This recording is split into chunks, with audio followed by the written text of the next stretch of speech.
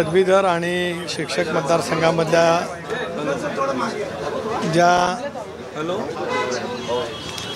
4 जागा जाहीर झालेल्या आहेत, राष्ट्रवादी काँग्रेस पक्षाकडे मुंबई शिक्षक मतदारसंघातून शिवाजीराव दानावडे यांना उमेदवारी मिळावी अशा पैसा त्यांनी अर्ज केला होता।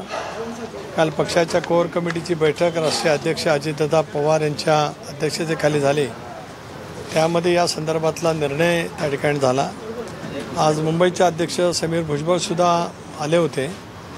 पक्षाच्या वतीने आम्ही शिक्षक मतदारसंघासाठी शिवाजीराव दानावडे यांची उमेदवारी त्या ठिकाणी घोषित करतो आहोत। आज संघटनेमध्ये सुद्धा आमच्या ज्या काही महिला प्रतिनिधी आहेत, यामध्ये आबा पांडे यांची आणि वैशालीताई नागावडे यांची प्रवक्ते म्हणून, प्रदेश प्रवक्ते म्हणून त्यांची नियुक्तीसुद्धा त्या ठिकाणी आम्ही आज जाहीर केलेली आहे।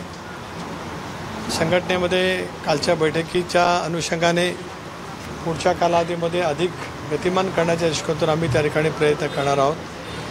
धीरज शर्मा ज्यांनी कालच पक्षामध्ये प्रवेश केला, आज राष्ट्रीय अध्यक्ष ते मी अशी आमची एकत्रितपणाने त्या ठिकाणी चर्चा झाली। म्हणून प्रफुल्लबाईंच्या समवेत चर्चा करूनसुद्धा राष्ट्रीय पातळीवरती ज्या काही नियुक्त्या करायच्या आहेत त्या संदर्भात